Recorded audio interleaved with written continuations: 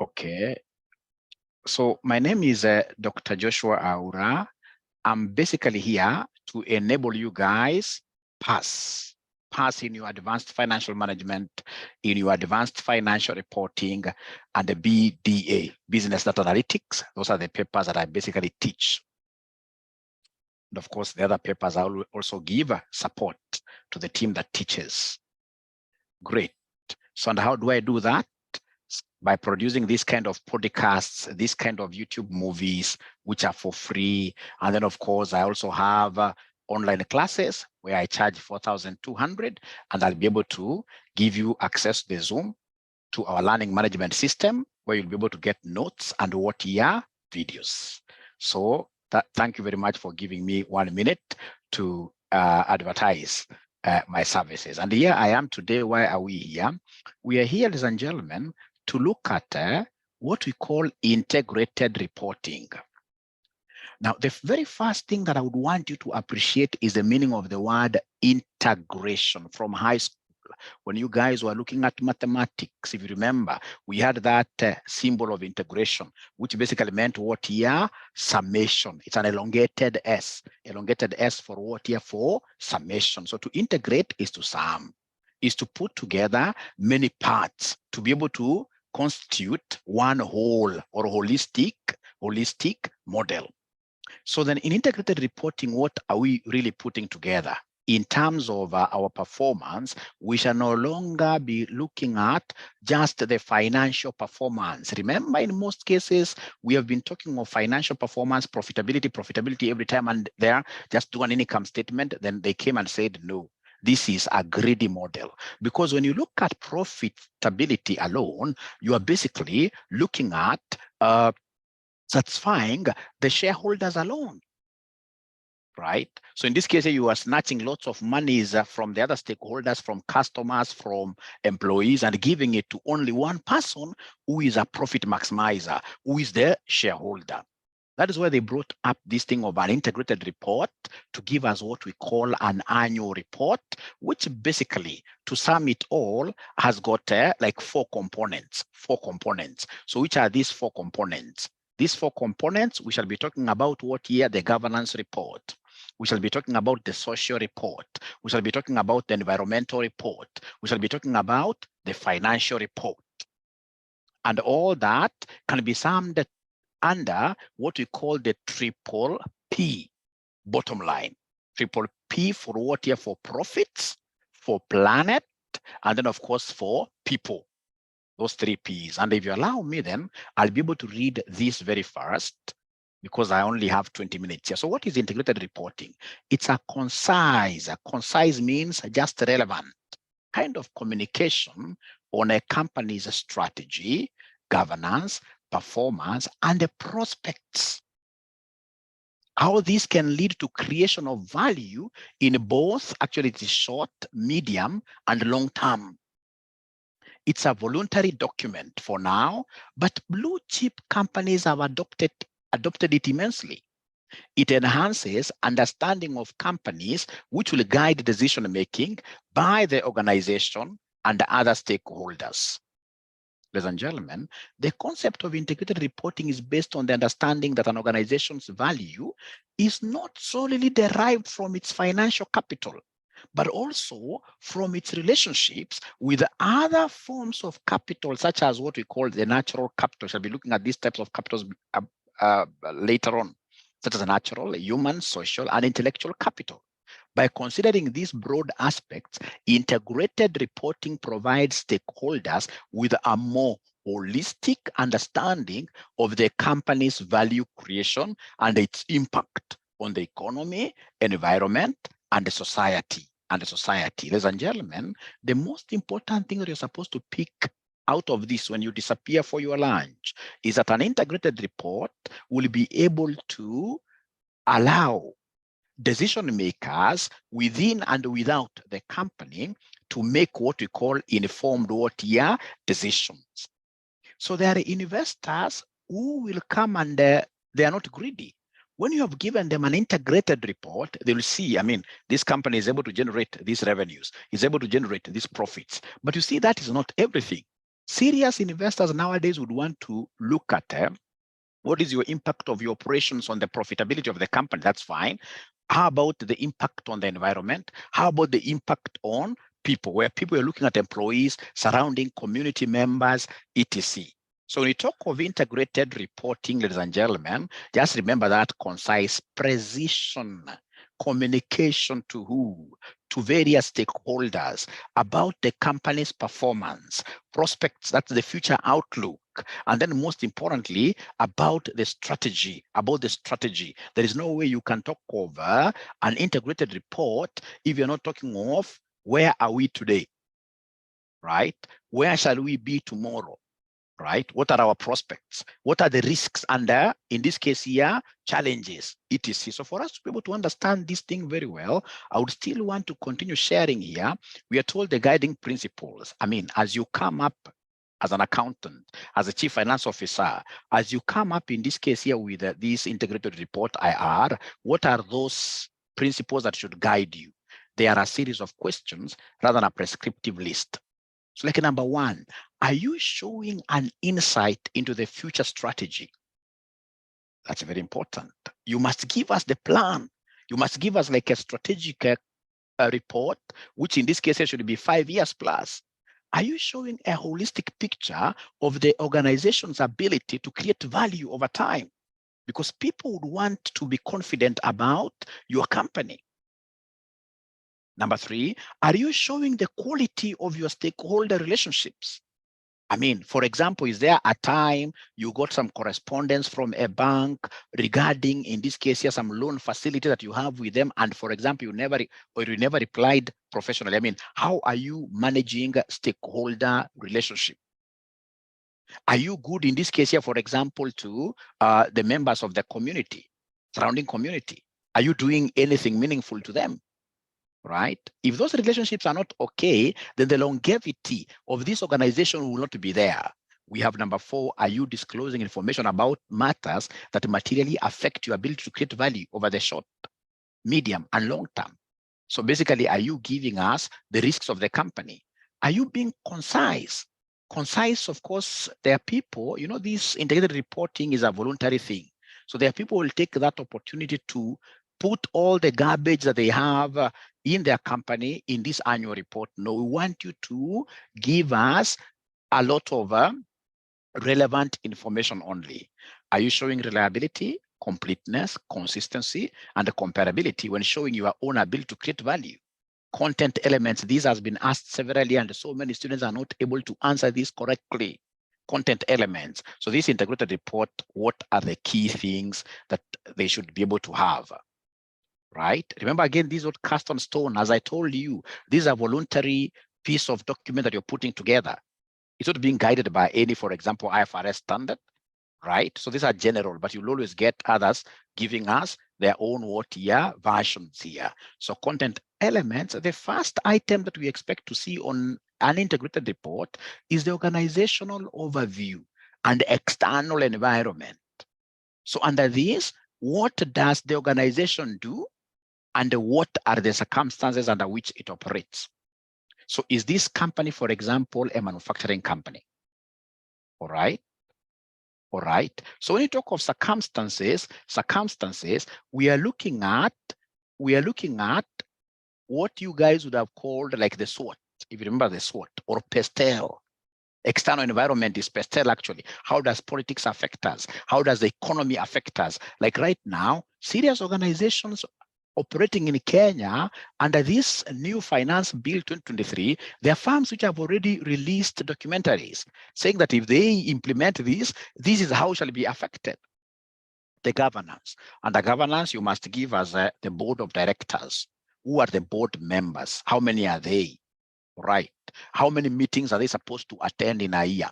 How many they attend?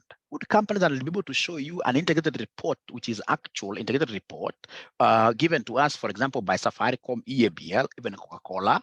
You'll be able to see they're saying we have got, for example, 9 board of directors here, members here.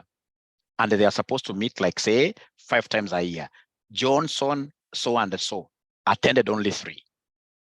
Right? Apart from this governance in terms of board of directors, I mean, on the ground, do we have a CEO?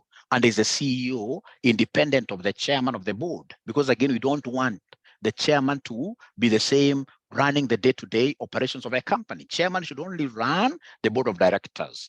His confines are just within that room where the board is meeting. Outside the board, he does not have any powers. And actually, chairmen are not even supposed to be having offices in companies.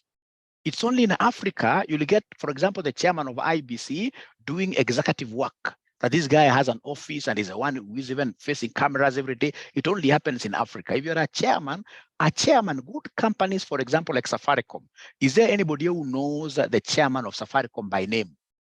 Anybody who knows the name of the chairman of Safaricom? Let me just hear from you. Because Safaricom is amongst those companies that are practicing what here, good corporate governance. Good, you can see it's taking a lot of time. It's taking a lot of time. It's taking a lot of time. And I cannot blame you. It's because the chairman anafaa kuwe chini ya maji, because he manages the board to ensure that he gets all the thoughts from the directors and ensure that the agenda items are voted for to become what we call resolutions. And then when it comes to the next meeting, of course, the resolutions here through the company secretary, they will be handed over to the CEO for implementation. So in the next meeting, then he has to call the board to order and ask for the previous meeting minutes to be read and see, like, are these guys taking board resolutions seriously? What has been implemented so far? All right. So that is his role at the board level. But again, the CEO now is the one who does what day to day, like that. Great. So then, ladies and gentlemen, you come here, we are saying governance. How does an organization's governance structure support its ability to create value in the short, medium, and long term? Business model.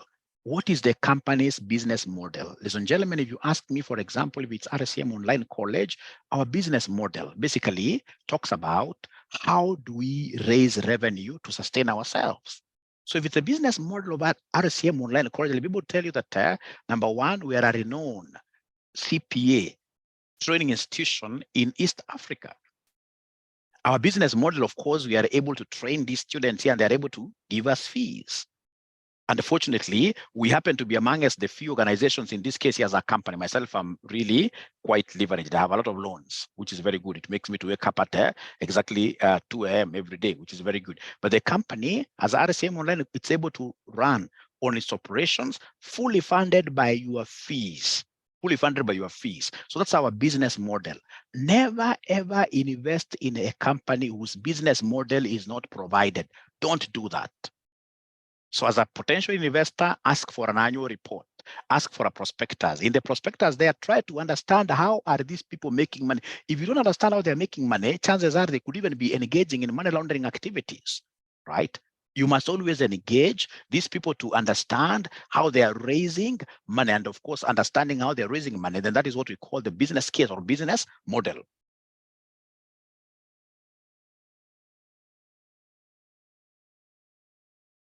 Risks and opportunities, these are very important. You must have a whole chapter talking about risks and opportunities. What are the specific risks and opportunities that affect the company's ability to create value over the short, medium, and long term?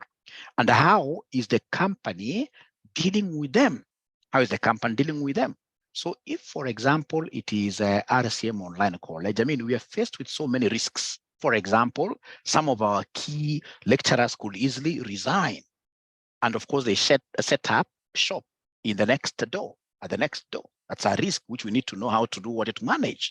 And that is why someone like myself here, I endeavor to be good in all these papers so that should I get any lecturer resigning for purpose of the school, I should be able to come and step in, teach a little bit, and then I develop another stuff like that. Because, you know, it's normal. It's normal for people to grow. It's normal for people to grow. Whether you like it or not, even yourselves, where you guys are working, one day you're going to do what here to resign. That's a fact. That's a fact, right? So then the company should be able to have those stopgap measures to have replacements in a way that students will not be able to run away. Risks, for example, a good company should be able to tell us, like right now, the dollar is becoming quite expensive. Now we are talking of today, I bought a few dollars here for some activity we have. The dollar now is going for at 142. Very soon, this thing will be at 150.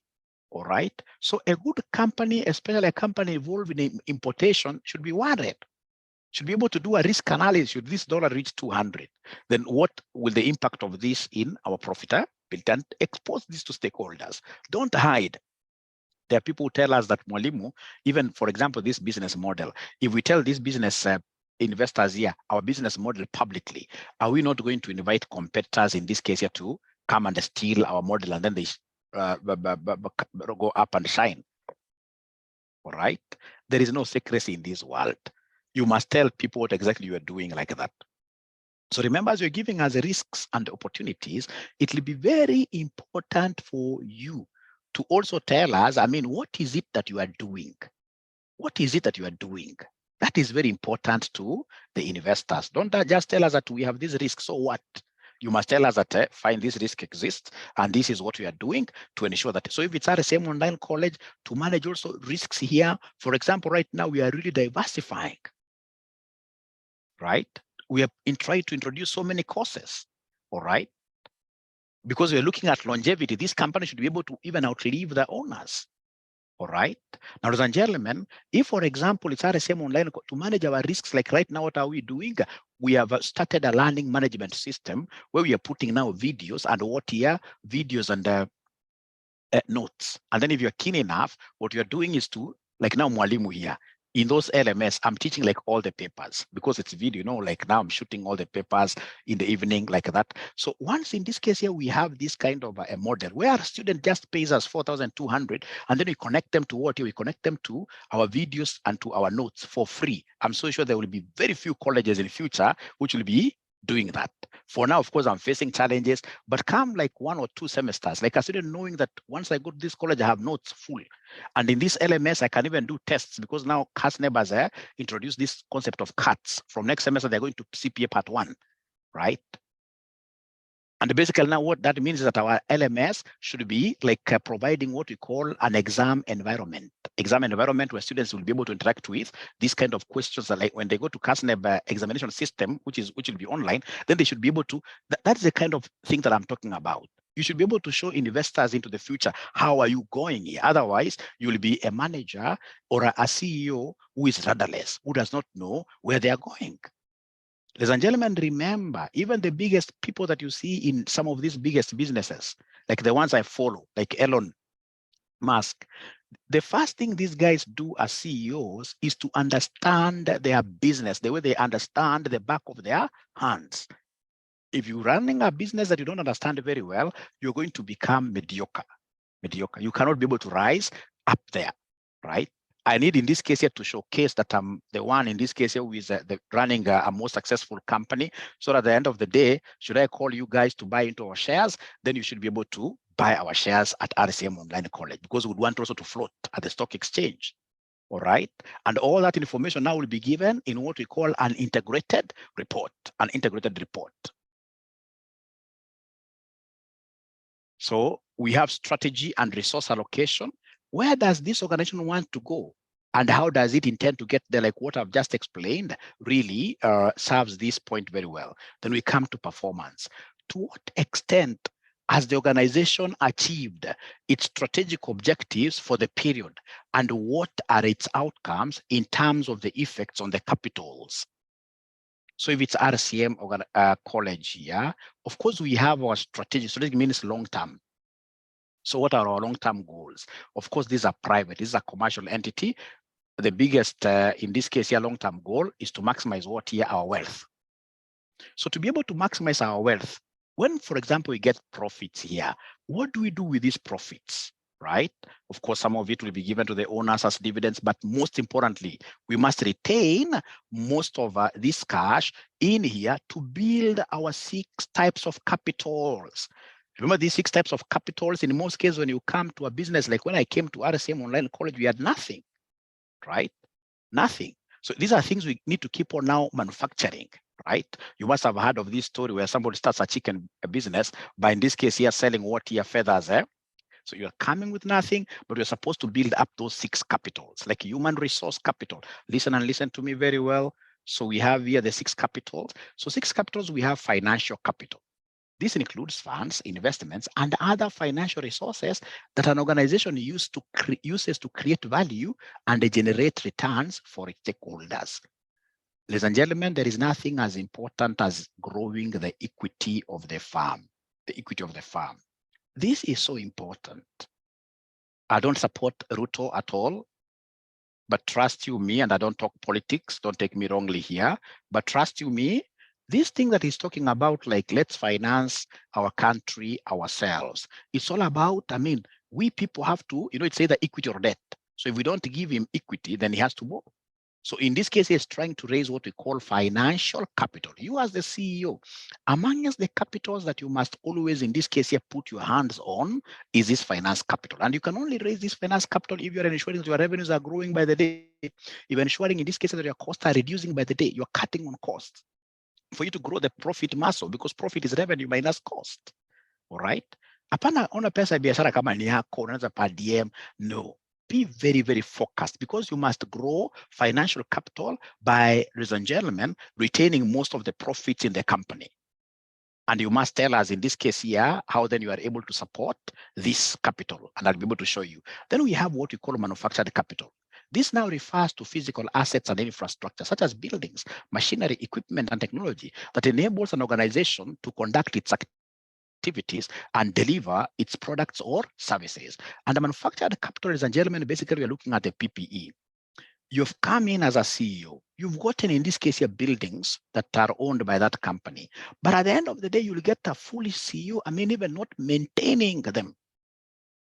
So if, for example, you go to a company and realize, I mean, no paint, I mean, buildings which are not painted at all, they look, in this case here, shagala bagala, etc. Then it means that this person does not know the importance of manufactured capital. Manufactured capital. Every time as you grow, for example, if it's RSM online college, I need to think about very far. So am I manufacturing any capital, right? So the manufactured capital, basically we're looking at the property, plant, and equipment. Like now we have some piece of land at Isinya, where in future, as we grow, as Konza City in this case here will be coming to fruition, would want to have some very high-end high school along those sites, all right? So that we just don't talk of what here, just a college. We want, in this case here, an all around what here academy, where we get children from even primary, they take them, and then we grow like that. That's what you're talking about, manufactured. So if you want to keep those guys there, then you need to come and keep on telling them, now this time around we have a hostel.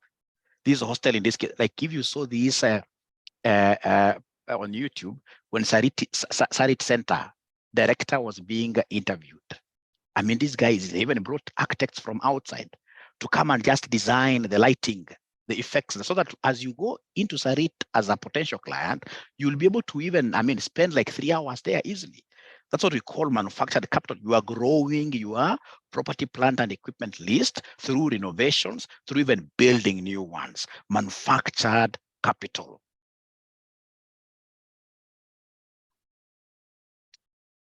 Intellectual capital.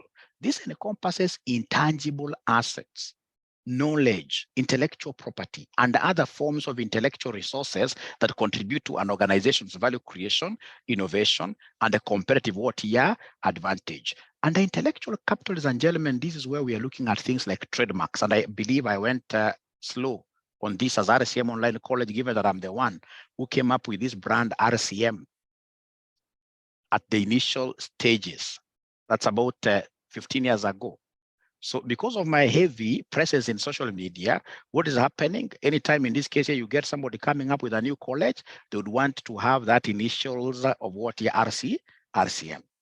So for the intellectual property, we would want to go very far without marketing for these dubious organizations. It will be very important for me to trademark, to patent. Those are intellectual intellectual capitals, intellectual capitals.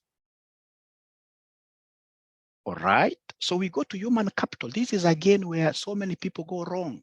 Ladies and gentlemen, remember you must keep on investing in your employees. Employee currently is a king, because once in this case here you treat your employees as a king very well, then they shall treat customers as if they're what here queens. You know how a queen is supposed to be taken care of. So human capital represents the knowledge, skills, capabilities, experience, and motivation of the company's workforce. It recognizes that people and their talents are critical drivers of value. And then now we have social and relationship capital.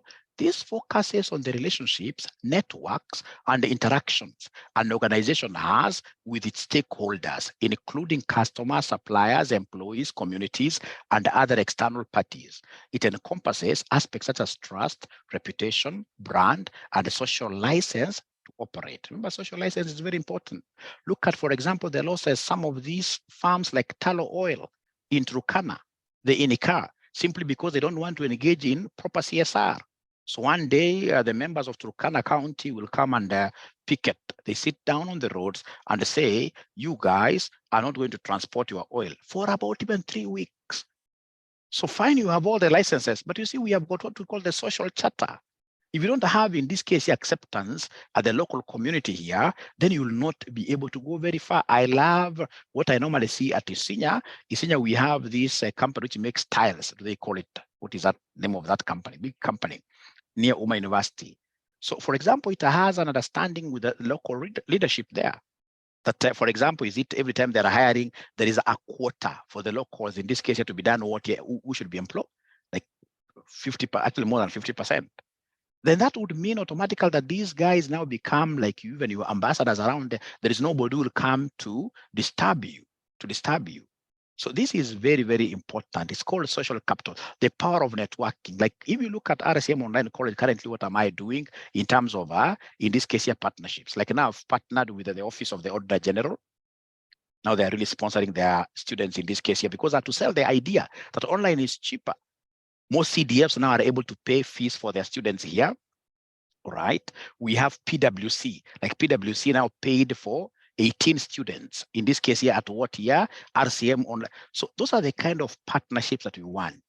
So that at the end of the day, give me like 10 years today, God help us. You'll be surprised. I'm going to grow this institution to unimaginable what year levels. And it's simply because I understand this concept of what year integrated reporting. And fortunately, God gave me, right, an institution which I'm passionate about. I'm doing what I love doing, right? So, and I'm so confident that give me about 10 years from today, if we shall be alive, God willing, you shall be able to see what I'm talking about. Great. So then we go to the natural capital, refers to the natural resources, ecosystems, and environmental services that organizations depend on and the impact. It includes resources like clean air and water, biodiversity, land and climate stability. So when we go to Safaricom's integrated report, you'll be able to see what they describe under natural capital. So under natural capital, you see them saying that, for example, they have a policy of recycling paper. Big companies will always have a policy of recycling papers. So if, for example, you have papers printed on one side, you don't throw them away. You keep them someplace.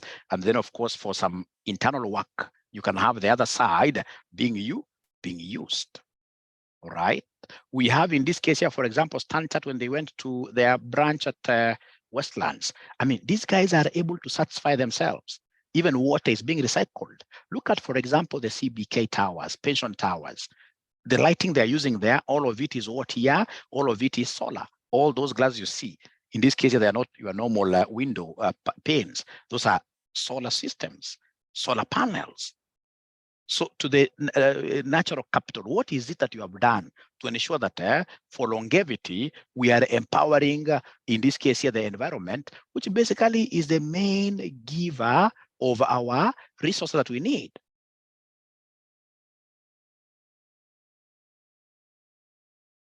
Then you must come and give us the outlook. What challenges and uncertainties is the organization likely to encounter in pursuing its strategy, and what are the potential implications for its business model and the future performance? And then if you allow me, I'll be able to read very fast about triple P, bottom line, or the triple bottom line, TBL accounting. Currently, a lot of emphasis is being given to the generation of profit at the expense of environment and human resources destruction.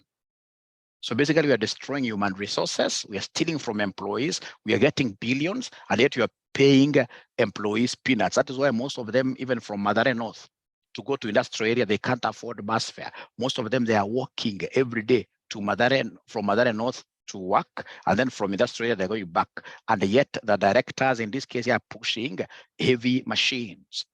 TBL comes forth to cure the above. This means calculating the total cost of the company's activities, including environmental, economic, and social costs. You account for them, have 3 columns. In this case, here, tell us what are you doing to the environment? What are you doing in terms of economics, in terms of profits? What are you doing to people? Socially means people. TBL accounting means expanding the normal financial reporting framework of our company to include environmental and social performance. The PPP heading stands for people, planet, and profit. The principle of TBL reporting is that true performance should be measured in terms of a balance between economic, as profits, environmental, which is planet, and social, people factors, with no one factor growing at the expense of the others. Let's explore the dimensions one at a time, and I have very good examples here. This dimension focuses on the social impact of an organization's activities and its responsibility towards stakeholders, including employees, customers. Don't cheat your customers, communities around, and society at large. It involves promoting fair and inclusive practices, respecting human rights, and contributing to the well-being of people. Example, a company implementing the people dimension might prioritize initiatives such as providing fair wages and benefits to employees, ensuring safe working conditions, promoting diversity and inclusion, investing in employee training and development, and engaging in philanthropic activities to support local communities. That's people. So people, again, don't confuse this with just employees. It goes beyond that. It goes outside there. You must be able to engage in some CSR activities. Then we have the planet. This dimension addresses the environmental impact of an organization's operations and its commitment to sustainability. It involves minimizing resource consumption. Don't just use resources the way you wish. If, for example, it's milk, at times you even get yourself putting more milk than you need, right? Go for, in this case here, just moderation, reducing emissions and pollution and preserving ecosystems for the benefit of current and future generations. Example, an organization committed to the planet dimension might adopt environmentally friendly practices such as implementing energy efficient technologies, reducing waste and water consumption, using renewable energy sources, implementing recycling programs, and integrating sustainable sourcing practices into their supply chain. Then we have profit. Lastly, we are being told here the dimension represents the economic aspect of sustainability, focusing on the company's financial performance. Because again, if financially performing and its ability to generate long-term value, it recognizes that financial viability is essential for an organization to sustain its social and environmental commitments. Environmental commitments. So, ladies and gentlemen, what I shall do, given the time that is left, I will have this as our first video. I will be able to invite you to another meeting like tomorrow or even today in the evening, where now I will be able to take you through the annual report of EABL to show you practically then how do we have this integrated report looking like. That will be so important. So then for the other video now, because I'm going to upload this on YouTube, and ensure that you subscribe to my channel. That's very important, right? And then I'll be doing also another third class with you on this. Now we shall be able to look at past paper questions. All right, where do I get these notes? These notes, I'm going to put them in your portal, in your learning management system portal, so that you can now get this, plus also the video will also be attaching it there. So should you want, in this case, of course, to get access to this kind of notes and whatever, then you need to call us, and then you will be able to register you. Remember, our number as usual is 0793 555 000. 0793 555 000. Have we gained something out of this discussion, my friends? Have we gained something out of this discussion? Is there somebody who has gained something out of this discussion? Is there somebody who has gained? And please ensure that you are always referring people to us, because I know, ladies and gentlemen, AFR is not about just number crunching. AFR is also about the theories. These theories can make you see places, like you'll see in your past papers where they're asking you about the 6 year 6 capitals, where they're asking you about, in this case here, the chapters under integrated reports. All right. So when you register with us, at that 4,200, we will not disappoint you. You will overcome. Otherwise, for now, thank you very much. Be blessed. Bye-bye.